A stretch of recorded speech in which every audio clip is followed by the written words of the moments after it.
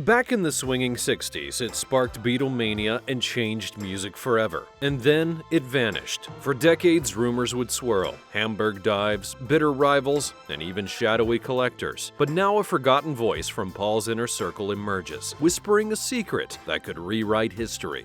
Join us as we unravel the mystery of the missing Hofner, a journey filled with memories, lost hopes, and the magic of one man's cherished treasure, just like something lost of yours or mine, waiting to be found again. Be sure to subscribe and follow the trail with us. Before the limelight, Paul found himself in a creative funk, trudging from one smoky club to the next in Hamburg. Night after night, he poured his talent into lackluster gigs that inched him no closer to stardom. He knew that he could work hard, but that alone wouldn't be enough. He needed the perfect team, the right moments, a stroke of luck. But most of all, he needed the tools. 1961 felt like yet another dead end. Paul's budget was too tight for a Fender, the bass that dominated his dreams, so instead, he settled for a humble Hofner 501 violin bass, a meager 30 pounds. It wasn't only the money. This off-brand bass was the only left-handed option in the shop, a constraint he resented and yet a moment of serendipity. Did you know, bass, Fender or not, was never Paul's first choice, and it almost never even happened. It was foisted upon him when Stuart Sutcliffe, the Beatles' original bassist, left to pursue art. And Paul said, "We were in Hamburg and Stu had fallen in love with this girl, Astrid." To Paul, playing bass felt less like an opportunity and more like an obligation. Or, as he put it, it was like, we haven't got a bass player. And everyone sort of turned around and looked at me. I was a bit lumbered with it, really. It was like, well, it better be you then. How would Paul break out of this rut? Would he turn the bass into his compass to stardom, or would it chain him to mediocrity? One thing was clear, he wouldn't allow limitations to hold him back. Paul's struggles were far from over, but his will was unshakable. Paul's fingers bled and blistered on the Hofner strings, the punishing hours pushing them to their limits. Yet the bass, like Paul, had refused to break. Hamburg's smoky underbelly may have drained his spirits, but not his drive to turn setbacks into comebacks. One final deep breath, and he stepped forward, eyes meeting John's across the darkened room. A shared flicker of hope. They then launched into their song. Paul's dreams, like yours or mine, were making a melody against the odds. Was it enough to pierce the heart of Hamburg, to crack the door open to a future beyond these grimy walls? 5 hours into Hamburg's smoke-choked underbelly, and Paul's fingers played defiantly on the bass's worn frets, each note battling against the laughter and clinking glasses, their voices cutting through the stale air of cheap whiskey and stale beer. But this gig wasn't only another night. This was 5 minutes for an audition for George Martin, a one-shot gamble with their dreams hanging in the balance. Paul and his battered Hofner, scarred from countless nights of relentless ambition, were ready to make their voices heard above the city's indifference. From the moment he'd plucked it from a local shop for a mere 30 pounds, that humble Hofner never left his sight. "I fell in love with it," he said, as it endured the trials of Hamburg's unforgiving music scene. The late-night jam sessions, fueled by smuggled Jack Daniels, the rowdy crowds, and whispered dreams shared in smoke-filled back rooms. Just like you and me, it's what made them feel alive. Each nick and scratch on its body told a story, etched by beer bottles, mic stands. It made the alchemy of 4 regular guys from Liverpool who dared to chase their wildest dreams. The Hofner had held its ground, helping to shape the sound that would change history. "That's where we found our style," said George Harrison. And now in this smoke-filled club with sawdust on the ground, it stood ready with 4 friends to carry them towards their destiny. As Paul played the opening notes, the room seemed to hold its breath. The Hofner hummed in his hands, its voice a testament to their journey, its scars a testament to their resilience. This was their moment, and they were determined to make it count. But did they nail the audition? It was rough and ready, but then all the early records were. That was the spirit, and they still sound good. There's a lot of spirit to them. Emerging talent, raw energy. You could hear we were going to get somewhere. The Hofner, far from a flashy Fender, laid down iconic bass lines for the band's first albums and singles, including smash hits like She Loves You. For many fans, it was love at first sight when they saw that bass on The Ed Sullivan Show. Were you one of the lucky few witnessing history in the making? Share your memories below. The road was tough on the loyal bass, and by 1963, it had been thrown into vans, traveled thousands of miles, and played endless gigs. The neck pickup frame even cracked and got patched up with black tape, but through quick fixes by roadie Mal Evans, the bass kept the show going. No matter how much Paul tried to hold on to the Hofner, it got to the point where he needed to find a replacement. And so, in October of 1963, a new Hofner bass arrived, pushing the original 61 model into backup status. And crucially, Paul did not throw the 61 away, nor did he leave it in his attic to gather dust. I'm sure you have an instrument, book, or heirloom that you have at home that you refuse to throw away. Well, this is what Paul's bass was to him, except so much more. Despite being in the biggest rock band on the planet, just like you or me, he couldn't let go of that bass that he had bought as a teenager that had only cost him 30 pounds. But this would not be the end of the 61 Hofner bass, at least for now. And for more content like this in the future, don't forget to click that subscribe button. Now let's get back to the story. In the spring of 1964, it was sent off to Sound City for repairs and came back with a fresh coat of dark sunburst paint, new pickups housed in a single wooden frame, and even new knobs that appeared to be borrowed from a radio. Simply put, it had a complete transformation. Following the makeover, the bass continued to be a reliable and cherished backup, always ready for action. It even had a brief moment in the spotlight again in 1968 for the film of the song Revolution. It might even be the bass you hear on the White Album track, although the single version probably features his Rickenbacker 4001. Needless to say, the Hofner bass is a landmark that will forever be part of our lives. It's been there in the songs that mark the important times for all of us. Do you remember the first time you heard a song played on this iconic bass? Maybe it was at a live concert, or perhaps it was a vinyl record spinning in your living room. For me, when I was going through a tough breakup, feeling like the world was crashing down, it was songs like "And Your Bird Can Sing" or "While My Guitar Gently Weeps" that pulled me through. McCartney's bass was right there, laying down the foundation for those comforting melodies. I'd love to hear your story about it. I've had a Hofner ever since I started, but the ancient one is still my favorite. McCartney said in 1966, his voice thick with affection, he cradled the sunburst bass, its scars whispering stories of smoky clubs and stadium roars. But shadows lurked on the horizon, whispers of betrayal and loss. Could the very instrument that had shaped history be ripped from his grasp? In the heart of their meteoric rise, a darkness threatened to engulf the Beatles, and it all started with the disappearance of Paul's beloved Hofner. For decades, we all thought the Hofner vanished during the Beatles' famed 1969 rooftop concert. The legend became that the bass disappeared alongside the band itself during their tragic breakup. But now, an electrifying 2023 breakthrough finally reveals the real story, buried for over 60 years. Keep watching as we uncover this exclusive revelation.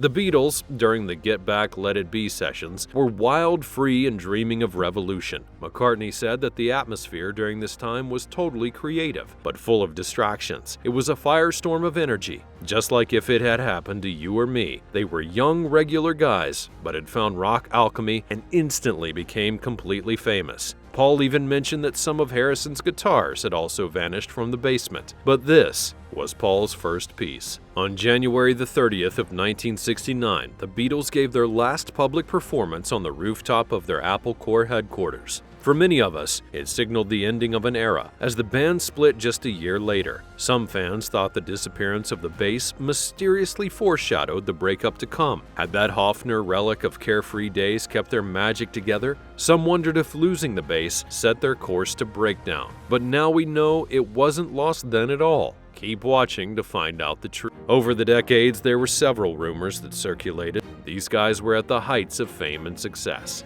There are other wilder theories that they were stolen by someone with a particular vendetta. Some people have suggested that rivals, like the Rolling Stones and the Beach Boys, took it. But as we all know, these bands had friendly rivalries with the Beatles. Do you think there's a real rivalry between them? Let us know in the comments below. The worst case scenario? That it may have been stolen with the intent of selling it in a private auction.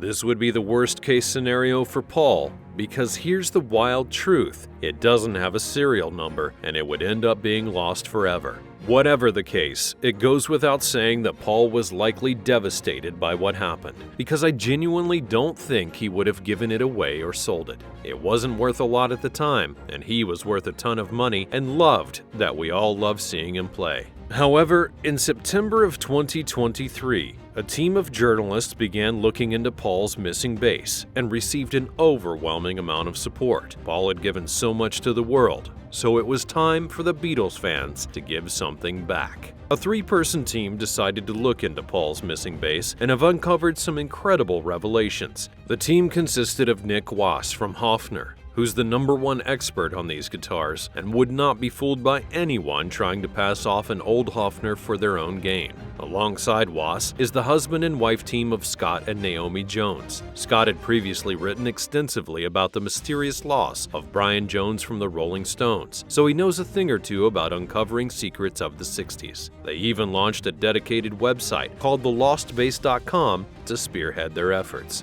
In September of 2023, a worldwide search would be launched. In collaboration with the British newspaper The Telegraph, the team had set out a public appeal for information. Suddenly, the inbox became flooded with over 600 emails in the space of just 48 hours. But amongst the numerous emails, one would particularly stand out. This email read, I was working with Wings. I was his sound engineer when the bass was stolen from a hired truck. and this message was from none other than sound engineer Ian Horn. According to Horn, he and his fellow sound engineer Trevor Jones were the last known people to see the bass. He said, in 1972, Paul McCartney was preparing for his first UK and European tours with Wings, and the band was recording their second album, Red Rose Speedway. We had rented a truck to move the gear, guitars and amplifiers, to various recording studios and rehearsal spaces across London. We were often crisscrossing London to rehearse or record at Morgan Studios in Willesden Green, the ICA in the Mall, Manticore Studios in Fulham, Island Studios in Notting Hill, and Abbey Road in St John's Wood. One night, after a long day, we got to Notting Hill where Trevor lived and decided to park the truck up there for the night. Ian and Trevor had worked a hard day's night and had emerged fresh from their slumber the next morning. On the street, they saw a broken padlock lying in the middle of the road. Horn said, I knew it was bad news. I looked inside and the bass, along with one other guitar and two Vox AC30 amps, had gone. We instantly suspected people living in and around Ladbroke Grove were responsible. One or two people living close by knew that we worked for Paul, so they would have known that there was a chance that the kit in the back of the truck belonged to McCartney. We went from door to door. We were asking people if they'd seen anything or if they knew anything, but nobody said a word. 1972 was also the year that the Rolling Stones moved to France for tax purposes, so Mick and Keith have the perfect alibi for this event. But don't expect internet theories to rule them out either. What are your favorite theories that you've seen or come up with? Trevor and Ian reported the theft to the police, but there was not much they could do after that. And remember, there were no CCTV cameras back in 1972. Trevor and Ian then had the dreaded task of breaking the news to Paul. According to Horn, he told us not to worry, and we kept our jobs. He's a good man, Paul. I worked for him for 6 years after the bass went missing, but I've carried the guilt all my life. In the light of this new information, Scott Jones said, Ian's information has been incredibly useful. Not only can we now pinpoint exactly where and when the bus went missing, but using archives and paper records, we have been able to forensically explore who was living in Notting Hill, close to where the truck was parked in October 1972. After decades of silence, the search for the missing bass was finally about to begin. What seemed like a Lucy-in-the-sky idea turned quickly into an incredibly realistic discovery. In November of 2023, another breakthrough would be made. Through checking public records of who lived in the area in 1972, the team spoke to a number of people anonymously, and this information gathered has led to yet another revelation. A report on thelostbass.com said, We've cross-checked all the information more than once and are absolutely certain we are on the right path. However, they are very cautious that they don't end up framing the wrong person. And because all of the sources are anonymous, they need to corroborate their evidence with other sources. Even if the team is given the bass, their first job is to authenticate it and verify it is indeed the 1961 Hofner. There's also the question of what condition the guitar is in. It's been over 50 years since it's been used by Paul, and we can only speculate as to how it's been treated ever since. If the bass is returned, there are a number of things that Paul can do with it. Firstly, he could sell it at auction and make himself even more money. He could also display the guitar inside of a museum. Or maybe, just maybe, Paul would give the bass another go. I'm sure the bass might be a bit rusty, but could you imagine if Paul was playing in Wembley Stadium or Madison Square Garden and whipped out the 61 Hofner? Or even still, he could play it at a stadium in Hamburg. Let us know what you think that Paul should do with this museum-worthy artifact in the comments down below. When Paul first walked out of that music shop in Hamburg with his Hofner in hand, he had no idea he was going to change the world. If we get to see Paul's bass again, things will finally have gone full circle, and we could mark the final chapter of one of the biggest mysteries in rock and roll history. But Paul McCartney's lost bass is only the beginning. Beyond the grave, is there an unbreakable bond between Paul and John? Did John communicate to Paul through a song? It finally allowed Paul to cry for the first time, but we can't fit it in this video. Uncover the hidden meaning in our viral video where we break down the mysterious song that made Paul McCartney cry for the first time for John Lennon in front of his wife and family. It's amazing, spooky, and heartfelt, all at the same time, and it's something you won't want to miss. Thanks for watching, and subscribe for more.